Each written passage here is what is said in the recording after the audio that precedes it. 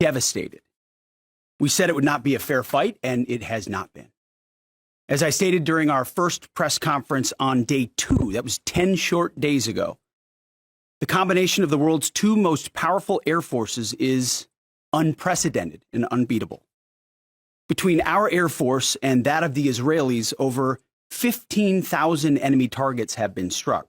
That's well over 1,000 a day. No other combination of countries in the world can do that. So today, as we speak, we fly over the top of Iran and Tehran. Fighters and bombers all day picking targets as they choose. As our intelligence gets better and better and more refined. Looking up, the IRGC and Iranian regime sees only two things on the side of aircraft: the stars and stripes and the Star of David. The evil regime's worst nightmare. Iran has no air defenses. Iran has no air force. Iran has no navy. Their missiles, their missile launchers and drones being destroyed or shot out of the sky. Their missile volume is down 90%.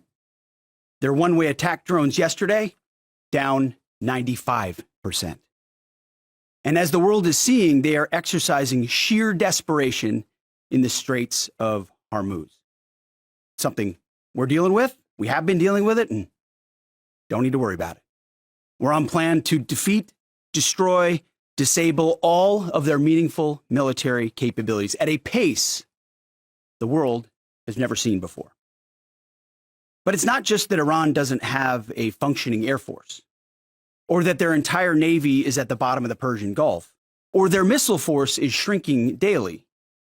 Even more importantly, they also don't have the ability to build more. That's the most important component I'd like to emphasize today.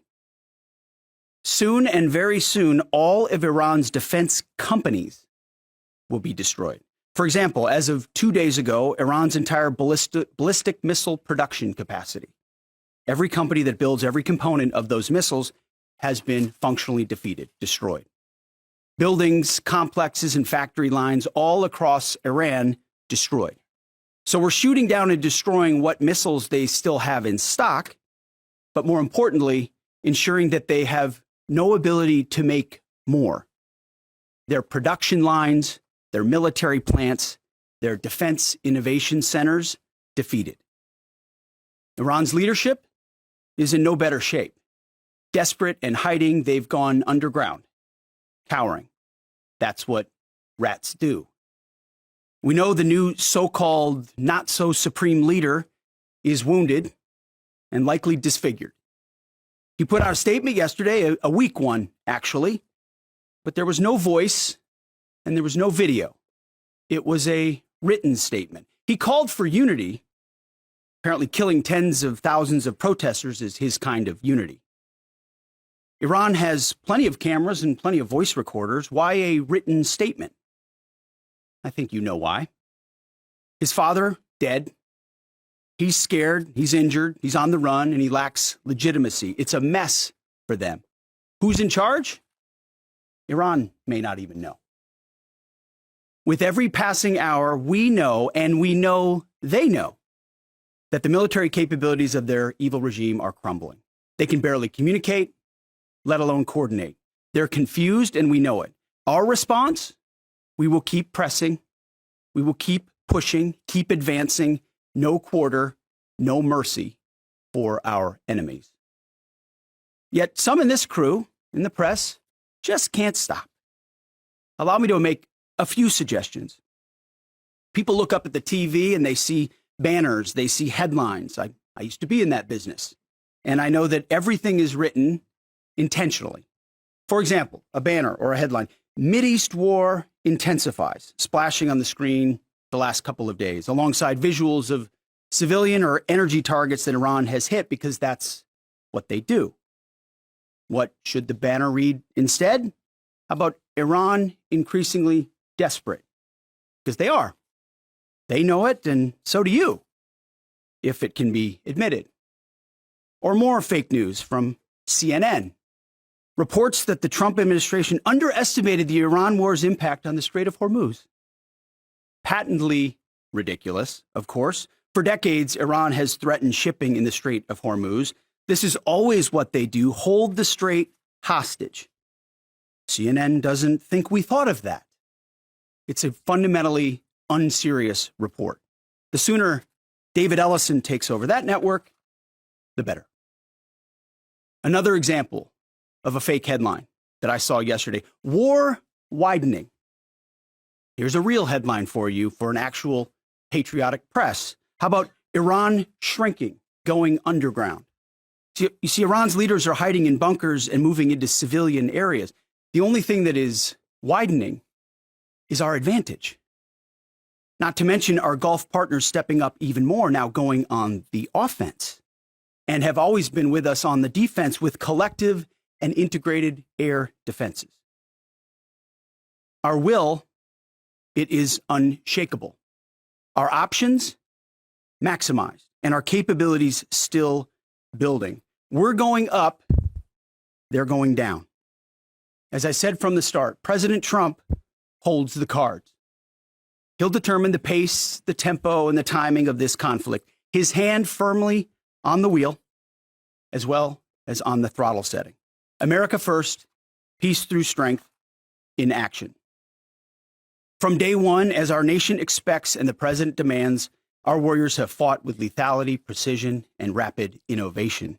In fact, today will be, yet again, the highest volume of strikes that America has put over the skies of Iran and Tehran. The number of sorties and number of bomber pulses, the highest yet, ramping up and only up.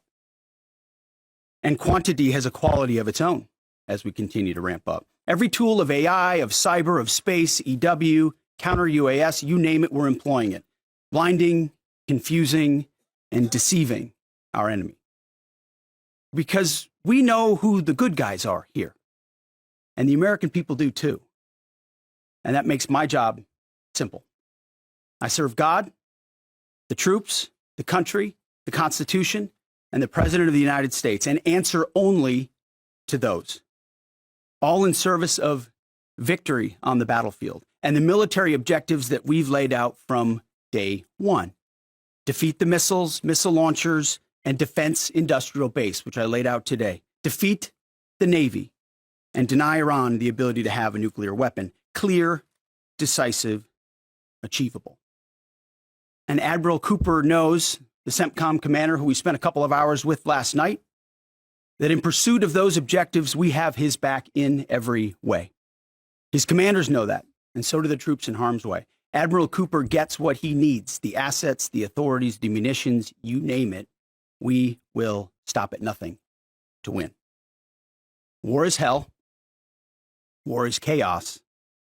And as we saw yesterday with the tragic crash of our KC-135 tanker, bad things can happen. American heroes, all of them. And as I have with all of them, as we have, we will greet those heroes at Dover, and their sacrifice will only recommit us to the resolve of this mission. But war in this context and in pursuit of peace is necessary, which is why each day on bended knee we continue to appeal to heaven, to Almighty God's providence, to watch over and give special skill and confidence to our leaders and to our warriors. To those warriors who this nation prays for every single day, I hear from all of you out there who pray for them every day. Stay on bended knee and pray for them. I continue to say to them, Godspeed. May the Lord bless you and keep going. Mr. Chairman, over to you. Thank you, Mr. Secretary, and good morning, ladies and gentlemen, and thank you for joining us today. Before I start with an update, I also want to address the tragic loss of our KC-135 refueling aircraft yesterday. The incident occurred over friendly territory in western Iraq while the crew was on a combat mission, and again was not the result, as CENTCOM has said, was not the result of hostile or friendly fire. We're still treating this as an active rescue and recovery operation. As CENTCOM announced this morning, 4 airmen have been recovered, and the Air Force and U.S. Central Command will provide updates as information becomes available. Please keep these brave airmen, their families, friends, and units in your thoughts in the coming hours and days. Our service members make an incredible sacrifice to go forward and do the things that the nation asks of them. It's a reminder of the true cost of the dedication and commitment of the Joint Force. We're also aware of a fire on board the USS Gerald R. Ford. We're thinking about the crew there who are injured in the fire. We believe and hope that everyone will be okay, and we're grateful for that. And for any further questions on that, we'd refer you to NavCent or to the Navy. This morning, we enter the 13th day of Operation Epic Fury, and we continue to make progress towards our military objectives. As the Secretary said, today will be our heaviest day of kinetic fires across the operating area. CENTCOM continues to attack ballistic missile and drone capabilities so that they are no longer a threat to U.S. forces, our bases, or our partners. They're continuing to destroy the Iranian Navy to ensure freedom of navigation, and this means going after Iran's mine-laying capability and destroying their ability to attack commercial vessels. And we're targeting their defense industrial base so they cannot rebuild the capabilities that can harm America's interests or our partners in the future. As Admiral Cooper said in his update on Wednesday, Iranian combat power continues to decline as a result of the continued strikes, as the Secretary talked about. We've attacked over 6,000 targets, and our strike packages continue to launch every hour, and we've maintained an unprecedented number of sorties up overhead of Iran. CENTCOM is now persistently over the enemy, and a result, we've seen a reduction in missile and one-way attack fires, as the Secretary said. In less than 2 weeks, we've rendered the Iranian Navy combat ineffective and continue to attack naval vessels, including all of their Soleimani-class warships, which were armed with anti-ship missiles and anti-aircraft weapons. We've made progress, but Iran still has the capability to harm friendly forces and commercial shipping. And our work on this effort continues. But I want to make something clear. The only thing preventing commercial traffic and flow through the Straits right now, which there is some through the Straits, is Iran. They are the belligerents here holding the Straits closed, although there is some traffic moving through there. We've made it a priority to target Iran's mine-laying enterprise, their mine layers, the naval bases and depots, in addition to the missiles that could influence the Straits. And CENTCOM continues to attack those efforts. And we continue to make progress on the industrial base to include factories, weapons, warehouses that are stored in, and we will continue to do so in the coming days, especially today. Now, as I often do, I want to share a little bit about our incredible joint force. Today, I'm going to talk about our incredible artillery force comprised of American soldiers and Marines who've been sinking ships, destroying depots, and launching Army tactical missile systems, or ATACMS, precision strike missiles, or PRISMs, and high-mobility rocket systems, or HIMARS. From outside Iran, our Army and Marine artillerymen are hitting sites that Iran relies on to project power beyond their borders and protect our deployed. In just the first 13 days of this operation, our artillery forces have made history. They fired the first precision strike missiles ever used in combat, reaching deep into enemy territory. They've used Army ATACMS to sink multiple ships, including a submarine, and they've done all of this with the precision and determination that comes from relentless training and trust in each other and in their weapon systems. Yesterday, I had the incredible honor and privilege of speaking with some of our young soldiers from the 3rd Battalion, 27th Field Artillery Regiment out of Fort Bragg, North Carolina, the unit and the crew that fired the first precision strike missiles. The soldiers I met came from all over this great country: New York, Texas, Delaware, California. One had been in the Army only 6 months and been in the unit for 2 months and was already deployed. He was the youngest at 20, but you would not know it from the way that they talked about their mission. The others were 22 and 28 years old. They spoke with the sense of calm pride, purpose, and clarity that tells you clearly they understand the weight of what they're doing and the people who depend on them. I asked them to walk me through a fire mission. I asked not just what they do, but what they feel, especially those first crew members on this particular mission.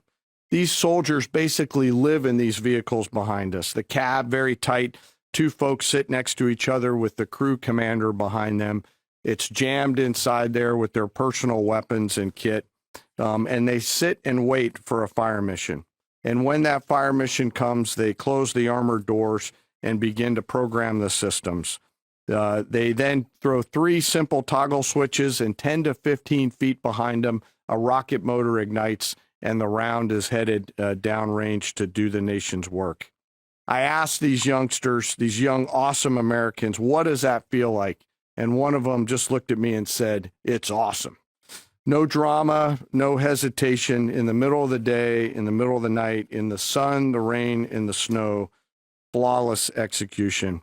Their Marine counterparts are out there doing the same thing every night. Same work, same pressure, same expectations, same results.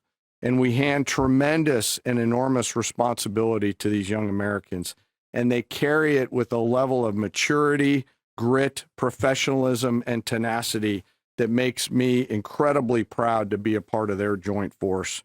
Their parents and families would and should be incredibly proud, and their leaders and I trust them to do the deeds that they must do in difficult circumstances every single time.